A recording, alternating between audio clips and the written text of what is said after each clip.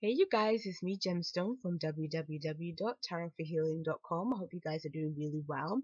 Now, I'm going to be getting into your reading Aquarius. This is your astrological reading for the month of March, and I'm going to be starting off because February was a different month. It was the month of love, so I started with your love cards that month. So this month things are back to normal, and I'm going to start with your finances, then your love cards, whether you're in a relationship or you're single, and then I'm going to be moving on to your spiritual cards, and then I'm going to pull a little healing angel card for you by Tony Carmine Solero. And so yeah, so let's get into your reading.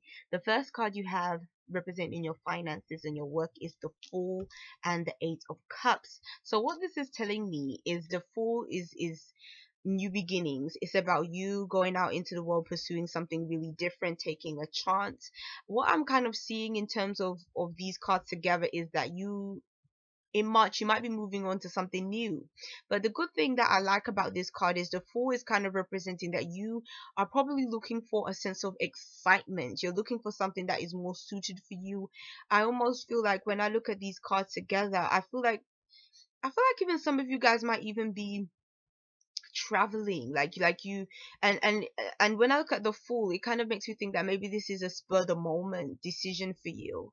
Like you just really want to just be free when it comes to the work that you do, or free from a work situation, and you really want to start things afresh. And I feel like there's a sense of discovery with these cards. It's like you're in search of something meaningful, something bigger than what you already are experiencing, because the Fool is a bit like he's an explorer. Like usually when you see him in most tarot decks, like he's setting out at the beginning of a journey.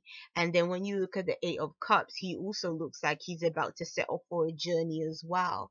So it's almost like you're going through some kind of new beginning where you are the one setting off on this amazing journey to, like, but it's not just a journey that you're doing because you either obligated to or you have to do. It's something that you personally chosen for yourself. And because there's something that is old that you just are prepared to leave behind, and you want to walk away from. And it's kind of showing that this is your choice, this has come from you, this is your own manifestation. And it's almost like you had to be the one to muster up the confidence to be able to make this choice, because again, the Fool can sometimes be that, from the outside looking in, some of the actions that the Fool exhibits, some of the things that he does, other people might look at it and be like that's so silly to do.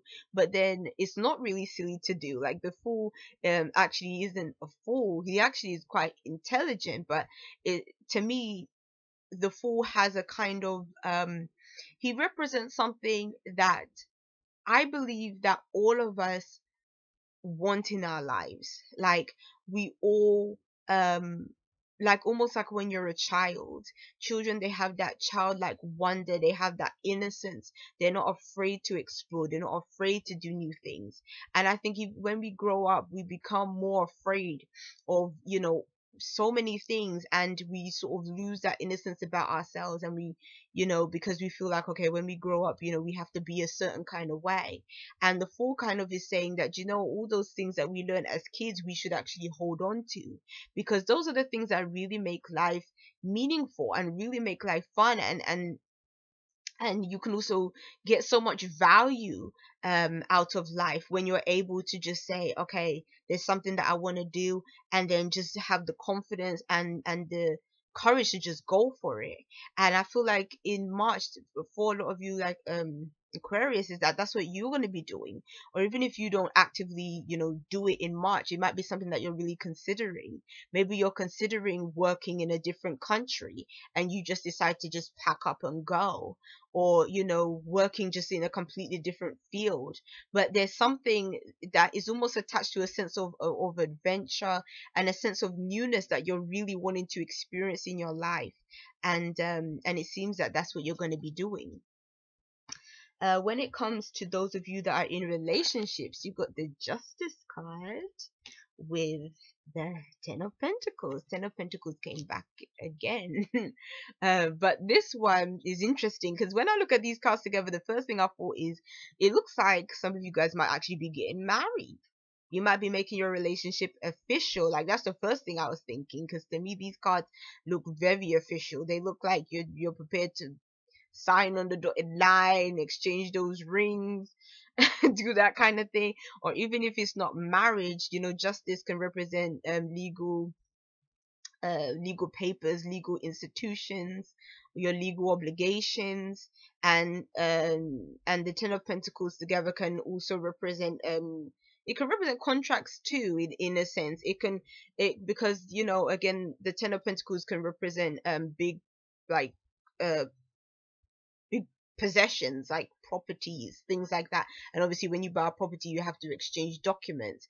So, and it can also represent inheritance. And obviously if, let's say, you inherited money, you'd have documents for those as well. So to me, like, when I look at these together, it's really speaking of legal documents being signed. So I feel like for some of you guys, there's definitely going to be almost like a stamp on a relationship, that you're going to be solidifying a relationship or bringing together of a family. And it's almost like you want to do things in a very official way, like to really tell people that, yeah, we are in a relationship. And I guess, to me, it's almost speaking of, maybe you're just thinking that you want to really be responsible.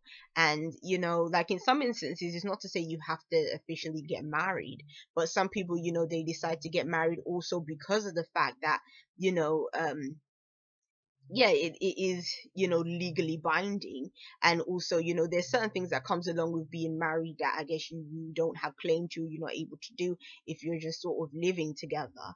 And so it's almost like maybe that's also what you're thinking about as well, in terms of the future. Like, maybe you might decide that, okay, it might be good for us to get married, especially maybe, yeah, because you love each other. But then you might also be thinking of, but it also be good for maybe the kids, and maybe for other things that you want to do in the future and all that kind of stuff. Like, to me, I really get this sense of thinking about sort of the bigger picture of maybe why you would want to be married, as well as just getting married. So yes, those are for those of you in relationships. So those of you that are single, the cards were a bit because it was like it was the Five of Pentacles and it was the Seven of Swords.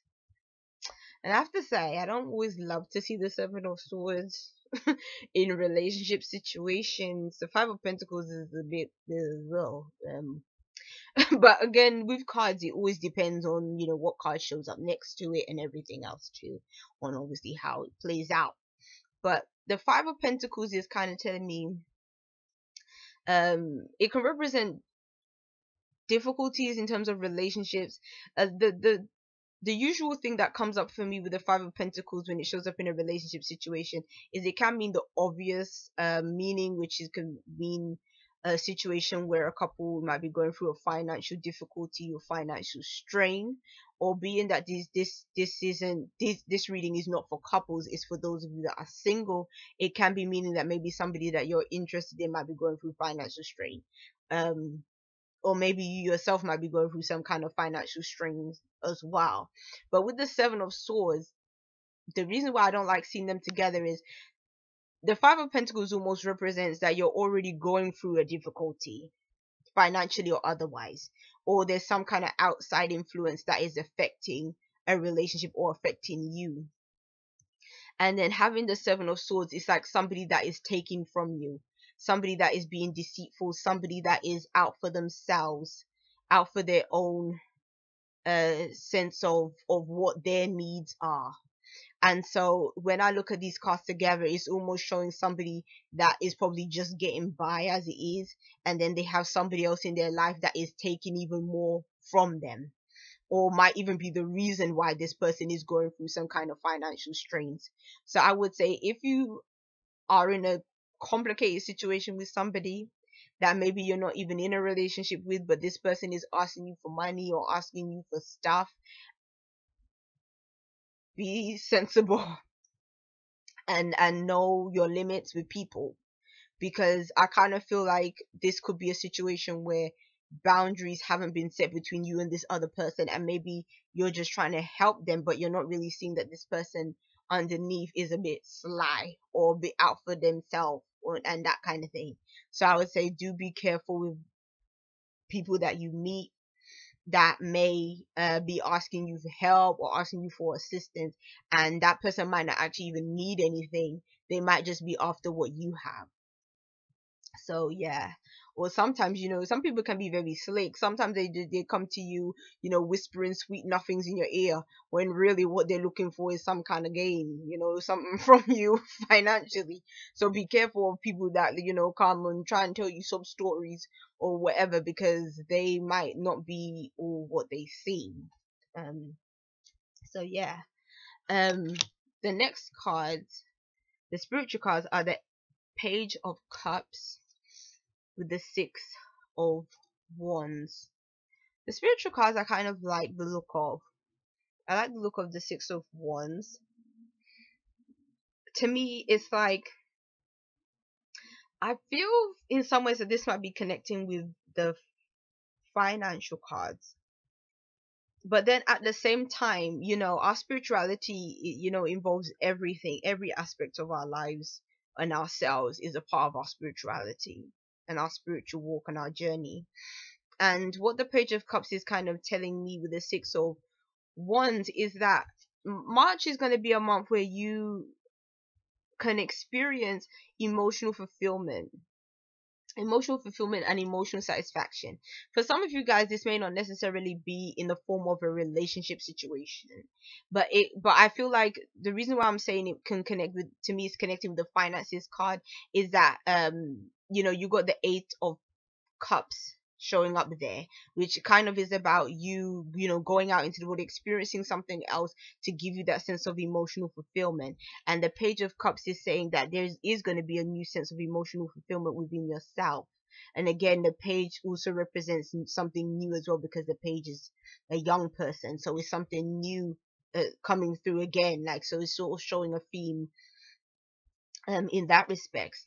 And then with having the Six of Wands, it's kind of saying that you are going to be, there's going to be a sense of achievement that you feel in March, and the achievement that you feel is going to make you feel good on an emotional level. Like for some of you guys that are able to do what I said in the beginning of the reading, and go out there and you have dreams, have things that you want to pursue, and you're just going to go after it and do it, it is going to give you that sense of gratification, because you're going to feel like, wow, like I was able to do that. Like I just got up, I just packed everything, and I just went and I just did this. And it's almost like you can then look at yourself and be like, wow, like I've actually achieved quite a lot for myself. And again, it's going to give you that sense of not only feeling that sense of achievement and acknowledgement, but then at the same time, it's going to just make you feel really good on the emotional level, feeling like, yeah, I actually was able to just go out there and just do what felt right on an intuitive level.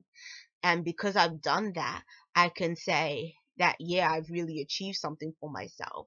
So that's kind of like how these cards are looking to me. I liked your little card as well, your little angel card, because it says, Archangel Metatron, I am your link between heaven and earth, between your humanity and your divinity. I am here to help you heal the conflicts that exist between your heart and mind. Feel me in your heart and thoughts. Through oneness, there is love. That's a beautiful message to end on. So I'll see you guys. Bye.